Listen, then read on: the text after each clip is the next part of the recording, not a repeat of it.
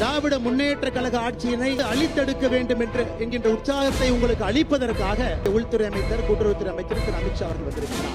ரொட்டி, மக்கான், கப்படா இந்த மூன்று வார்த்தையை வைத்து அரசியல் செய்து கொண்டிருந்தார்.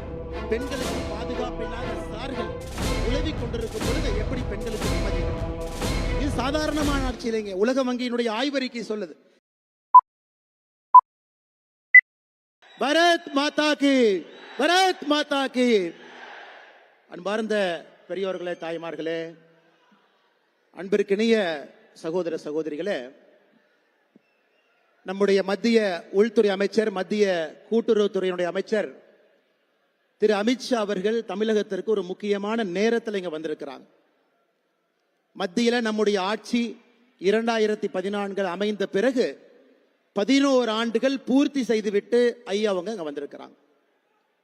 11 ஆண்டுகள்ல இந்தியாவுடைய மாற்றத்தை சொல்வதற்காக வந்திருக்கின்றார்கள். இன்னொரு பக்கம் கடந்த 4 ஆண்டுகளாக தமிழகத்தை பின்னோக்கி எடுத்து சென்று கொண்டிருக்கக்கூடிய திராவிட முன்னேற்ற கழக ஆட்சியினை இங்கிருந்து அழித்தெடுக்க வேண்டும் என்கின்ற உற்சாகத்தை உங்களுக்கு அளிப்பதற்காக நம்முடைய உள்துறை அமைச்சர், கூட்டுறவுத்துறை அமைச்சர் திரு அமித்ஷா அவர்கள் வந்திருக்கின்றார்.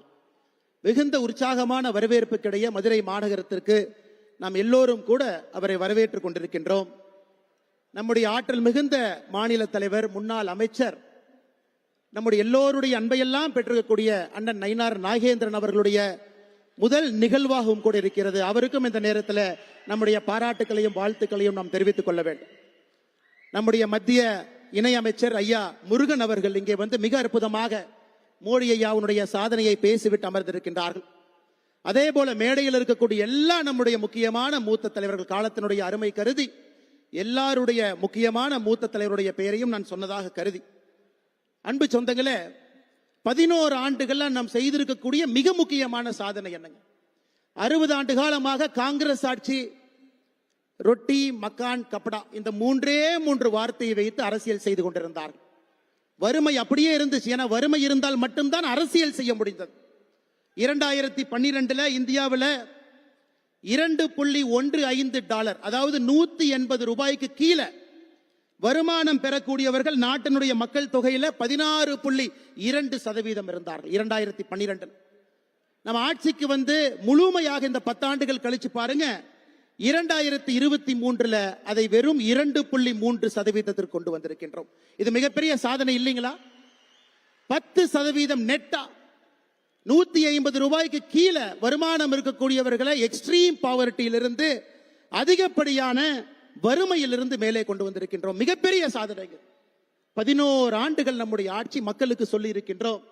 இது சாதாரணமான ஆட்சி இல்லைங்க. உலக வங்கியினுடைய ஆய்வறிக்கை சொல்லுது. ஏப்ரல் 2025 உலகத்தில் மிக வேகமாக வறுமையை கடந்த 10 ஆண்டுகள்ல ஒழித்த முதல் நாடாக இருப்பது நம்முடைய பாரத நாடு. அதற்கான தலைவர் பாரத பிரதமர் நரேந்திர மோடி அவர்கள். அதுவும் சாதாரணமா இல்லைங்க. யோசிச்சு பாருங்க, நம்முடைய பிரதம மந்திரியினுடைய ஆவாஸ் யோஜனா, வீடு கட்டி கொடுக்கக்கூடிய திட்டமாக இருக்கட்டும், உஜ்வல யோஜனா திட்டமாக இருக்கட்டும், ஜன்தன் யோஜனா திட்டமாக இருக்கட்டும், ஆயுஷ்மான் பாரத்தாக இருக்கட்டும், எல்லா திட்டத்தையும் ஒரே வீட்டிற்கு கொண்டு வந்திருக்கின்றோம். அன்பு சொந்தங்களே, இன்னைக்கு தமிழ்நாட்டில் பார்க்கும் பொழுது மக்கள் நிம்மதியா இருக்கிறாங்களான்னு கேட்டீங்கன்னா நிம்மதியாக கிடையாது. காரணம் என்னன்னா, பெண்களுக்கு பாதுகாப்பு இல்லாத சார்கள் உழவிக் கொண்டிருக்கும் பொழுது எப்படி பெண்களுக்கு நிம்மதி இருக்கும்? மக்களுடைய பணத்தை கொள்ளையடித்து சினிமா படம் தயாரிக்கக்கூடிய தம்பிகள் உழவிக் கொண்டிருக்கும் பொழுது எப்படி மக்களுக்கு நிம்மதி இருக்கும்? மத்திய அரசின் மீது, திட்டத்தின் மீதெல்லாம் ஸ்டிக்கர் ஒட்டி எந்த வேலையும் செய்யாமல் 4 ஆண்டு காலம் திராவிட முன்னேற்ற கழகத்தினுடைய ஆட்சி காலத்தை கடத்தி இருக்கின்றார்கள். எப்படி மக்களுக்கு நிம்மதி இருக்கும்? ஒரு சமுதாயத்தை சார்ந்த, ஒரு மதத்தை சார்ந்த மக்களை மட்டும் தொடர்ந்து கொச்சைப்படுத்துவதே முழுநேர வேலையாக திராவிட முன்னேற்ற கழகத்தினுடைய அரசு வைத்திருக்கின்றார்கள். எப்படி மக்களுக்கு நிம்மதி இருக்கும்? அதையெல்லாம் தாண்டி நடுத்தர குடும்பத்தில் நிம்மதியாக வெட்டுப்படாம வீட்டில் பாதுகாப்பாக யாராவது இருக்க முடியும்னா முடியாது. கொங்கு பகுதிக்கு வந்தீங்கன்னா முதியோர்களை குறிவைத்துக் கொள்ளுகின்றார். தென் பகுதிக்கு போனீங்கன்னா சாதி வன்முறையில கொள்றாங்க. சென்னைக்கு வந்தீங்கன்னா கூலிப்படையை வைத்துக் கொள்ளுகின்றார். எங்கேயும் யாருக்கும் நிம்மதி இல்லாத வாழ்க்கை தமிழகத்தில் கடந்த 4 ஆண்டு காலமாக நடந்து கொண்டிருக்கிறது. அதையும் வீட்டுக்கு அனுப்ப வேண்டும். அன்பு சொந்தங்களே, அமித்ஷாஜி அவர்கள் சாதாரண நேரத்தில் வரல.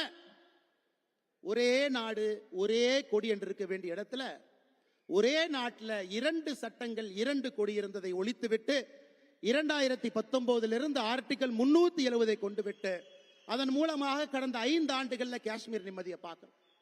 அது மட்டுமில்லை அருமை சொந்தங்களே, வடகிழக்கு பாருங்க.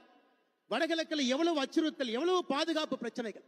இன்னைக்கு அந்த மக்கள், அங்க இருக்கக்கூடிய மனிதர்கள் எல்லாம் அகிம்சை முறையில தன்னுடைய துப்பாக்கியை விட்டு விட்டு அறவழியில ஜனநாயகத்தின் பக்கம் வந்து கொண்டிருக்கின்றார்கள். இவர் செய்திருக்கக்கூடிய 2வது பெரிய சாதனை. 3வது மிகப்பெரிய சாதனையை நடத்தி காட்டிக் கொண்டிருக்கின்றார். இவர் உள்துறை அமைச்சராக பொறுப்பேற்ற பொழுது இந்தியாவிலே நக்சல் பிடித்த மாவட்டங்கள் 38, காட்மண்டுவில் ஆரம்பித்து திருப்பதி வரை நக்சல்கள் இருந்தார். ஒரு சூழலை அடைத்தார். 2026 மார்ச் மாதம் முடியும் பொழுது நக்சல் முக்த் பாரத், பாரதத்திலே நக்சலிசம் இல்லாத ஒரு நாட்டை உருவாக்கி காட்டுவேன் என்று. கடைசியாக இந்த நக்சல் ஒரே ஒரு மலையில கரிகட்டா பகுதியில் பதுங்கி இருக்கின்றார்கள். அதையும் ஒழித்து கட்டப் போகின்றார்கள். இன்னைக்கு அமித்ஷாஜி அவர்கள் இங்கே வந்திருப்பது 2026 ஆட்சி மாற்றம் ஏற்படப்பட வேண்டும். திராவிட முன்னேற்ற கழகத்தினுடைய ஆட்சி வீட்டுக்கு அனுப்பப்பட வேண்டும்.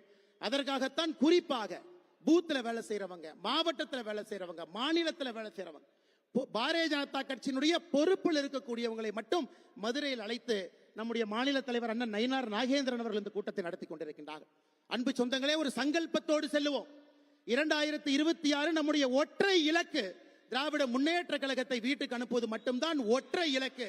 வேறு எதுவும் நமக்கு இலக்காக இருக்கக்கூடாது என்று சொல்லி வந்திருக்கக்கூடிய எல்லோருக்கும் நன்றி தெரிவித்து, மேடையில் இருக்கக்கூடிய தலைவர்களுக்கும் என்னுடைய வாழ்த்துக்களை தெரிவித்து உரையை முடித்துக் கொள்கிறேன். நன்றி, வணக்கம். பாரத் மாதா கி